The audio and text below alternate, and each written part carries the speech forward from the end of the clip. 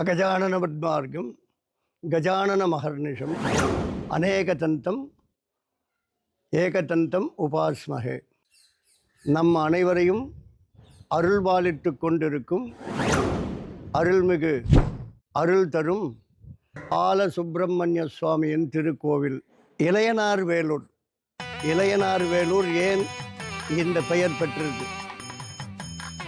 காசிப முனிவருடைய யாகத்தை காப்பாற்றுவதற்காக அவருடைய வேண்டுதலுக்கு இணங்கி இறைவன் சிவபெருமான் அவர் அஸ்திர பிரயோகம் செய்து வேல் நின்ற ஊர் வேலூர். முன்னதாக இருக்கக்கூடிய இளையனார் என்கிற அந்த சொல்லுக்கு பொருள் என்னவென்றால், இதிகாச புராணங்களிலே அண்ணன் தம்பி என்று எல்லா புராணங்களிலும் வந்து கொண்டிருக்கிறது. ஆனால் இளையவன் என்கிற பட்டம் பெற்ற ஒரே கடவுள் முருகப்பெருமான் மட்டுமே. இளையவன் முருகப்பெருமான் மலையன் மாகரனோடு போரிட்டு இலைப்பாரிய இடம் ஆதலால் இளையனார் முன்னும் பின்னால் வேலூர் இரண்டும் ஒன்றாக சேர்ந்து இந்த கிராமத்திற்கு இளையனார் வேலூர் என்று பெயர் பெற்று இருக்கிறது. இந்த ஊர் உண்மையிலேயே தீவு, ஐலாண்டு. அது எப்படி என்று கேட்டால், இந்த ஊரினுடைய வலது கை செய்யார் நதி பிரவாகம் சென்று கொண்டிருக்கிறது. இடது கையில் நடந்து போகிற தூரத்தில் நாமகிரி லக்ஷ்மி நரசிம்ம சுவாமி திருக்கோயில் ஒன்று அமைந்திருக்கிறது. அந்த திருக்கோயிலுக்கு மேலாக மடுவு என்று சொல்லக்கூடிய அந்த அமைப்புள்ள நீர் பிரவாக பாதை நம் கண்ணுக்கு தெரியும். பூகோள அமைப்பிலே முதலாவதான ரேங்க் வரிசை பெற்ற அந்த மடுவு, அது என்ன பை ஜியாகிரபி அத்தாரிட்டியில் first rank, second rank, third rank, fourth ரேங்க்லாம் இருக்குதா நம்ம மடுவுக்கு அப்படின்னு நம்ம நினைப்போம். இருக்குது. எந்த நதியில் பிரிகிறதோ அதே நதியில் சென்று சேர்ந்து விட வேண்டும் அந்த பாதை. அப்போ எந்த நதியில் பிரிதோ அதிலே தானே போய் சேர்ந்துருது. அப்போ அந்த அமைப்பு ஒரு சுற்றியும் நீர் இருக்கக்கூடிய அமைப்பாக அமைந்து விடுகிறது. ஆக அந்த இடம் தீவு. இந்த இளையனார் வேலூர் தீவு. அந்த பாதைகளை ஓரளவு தான் நம்ம கிரகணம் பண்ண முடியும். முழுமையாக எதையும் ஆக்கிரமிக்க முடியாது. அந்த அமைப்பு இருந்துன்னு தான் இருக்கும். அந்த அடிப்படையில் இந்த ஊர் கிராமம், இந்த கிராமம் முழுமையாக தீவு. தீவுன்றதுனால தான் காசிப முனிவர் இந்த ஊருக்கு மேற்கில் இருக்கிற காவாண்டலத்துலேயும் யாகம் செய்திருக்கிறார். அந்த யாகத்துக்கு தெரிவிக்கப்பட்ட நெய் இந்த ஊரினுடைய பேரலல் வில்லேஜ் நேர் எதிர்பாகத்தில் இருக்கக்கூடிய ஆற்றுக்கு அண்ணன் பக்கத்தில் நெய்யாடு பாக்கம். நெய்யாடு பாக்கம் என்றாலே அதுலேயே பொருள் இருக்குது. பாக்கம்னு தமிழ்நாட்டில் முடியுதுன்னா முன்னாடி இருக்கிற அந்த சொல்லின் பொருள் என்ன அப்படின்னு பார்த்தாலே நம்ம புரிஞ்சுக்கலாம். நெய்யாடு பாக்கம்.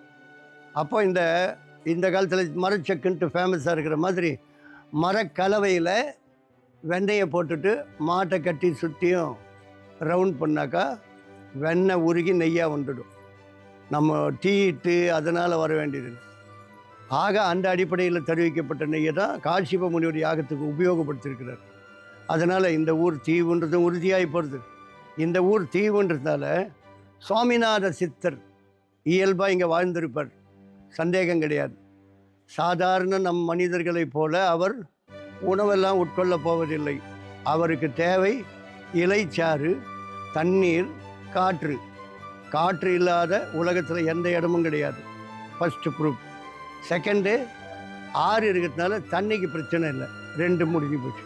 இந்த இடம் தீவுன்றதுனால பச்சிலை மூலிகைகள் இந்த காலத்துலேயும் இருக்கும். நம்மளுக்கெல்லாம் தெரியல.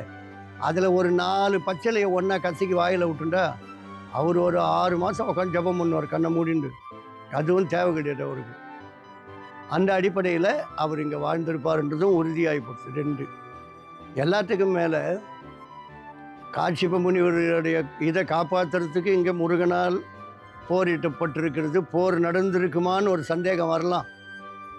கட்டாயம் போர் நடந்திருக்கும்.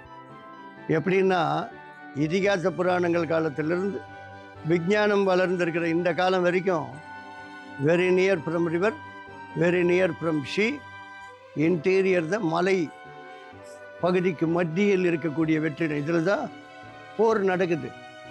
போர் கண்ட இடத்துல நடந்துடாது. ஆக இது 6 பக்கத்தில் கட்டாய போர் நடந்தது. திருச்செந்தூரில் நடந்த போர் கரெக்டாக கடல் பக்கத்துலேயே அமைஞ்சது. அப்போ ப்ரூஃப் நமக்கு ஈஸியாக கிடச்சிடுது இல்லையா? அதனால் திருக்கோவிலின் சிறப்புகள். இந்த ஆலயத்தில் எழுந்தருளியுள்ள முருகப்பெருமான் திருச்செந்தூர் வடிவமே திருச்செந்தூரானே. இந்த ஆலயத்தில் இருக்கக்கூடிய பாலசுப்பிரமணிய சுவாமி குழந்தை பருவம். குழந்தை பருவம் என்றால் மனித வாழ்வியலில் 13 வயதுக்குள்ளாக இருக்கக்கூடிய காலகட்டம். அந்த சிறு வயதில் சிறுபிராயத்திலேயே இந்த பிரதேசத்தில் எழுந்தருளி மலையன் மாகரன் என்கிற 2 அசுரர்களை சம்மாரம் செய்திருக்கிறார். அதற்கான காரணம் என்ன என்று வினவினால், இளையனார்வேலூர் கிராமத்திற்கு மேற்கில் தற்போது காவான்தண்டலம் என்கிற கிராமம் அமைந்திருக்கிறது. அந்த காவான்தண்டலத்திலே காசிப முனிவர் உலக நலன் கருதி யாகம் செய்வித்த இடம். அவ்வாறு காசிப முனிவர் யாகம் செய்யும் பட்சத்தில் அந்த யாகத்தினுடைய முடிவு பகுதியில் வரக்கூடிய நற்பலன்களை எங்களுக்கு கொடுத்து விடுங்கள் என்று மலையன் என்கிற அசுரனும் மாகரன் என்கிற அசுரனும் அவரை கேட்டு துன்புறுத்துகிறார்கள். அவர்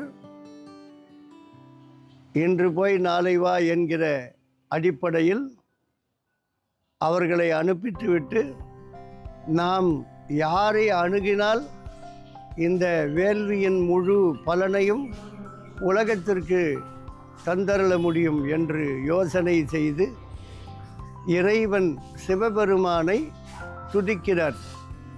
இறைவன் சிவபெருமான் அஷ்டாஷ்டஸ்வரூபி. அஷ்டாஷ்டம் என்றால் 8 × 8 64 என்று வரும். 64 ரூபங்களுக்கும் ஒவ்வொரு காரணம், ஒவ்வொரு காரியம், நிமித்தம், அஸ்திரம், பிரயோகம் இருக்கிறது. அவ்வாறாக ஒவ்வொரு காரண காரியங்களில் அஸ்திரங்களோடு சம்பந்தப்பட்டிருக்கிறது.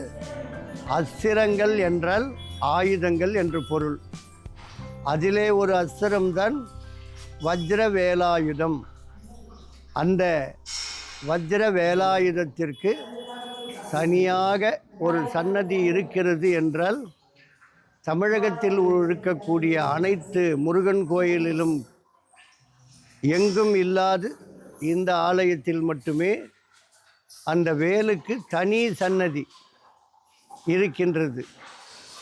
அந்த வேலை ஒவ்வொரு செவ்வாய்க்கிழமையும் ஒரு வளர்பிறை சஷ்டி, ஒவ்வொரு விசாகம், கிருத்திகை, பூசம் நட்சத்திரங்களில் வழிபாடு செய்தால் நம் மனித வாழ்க்கையில் இருக்கக்கூடிய அனைத்து சங்கடங்களும் நீங்கும் என்பது உறுதி.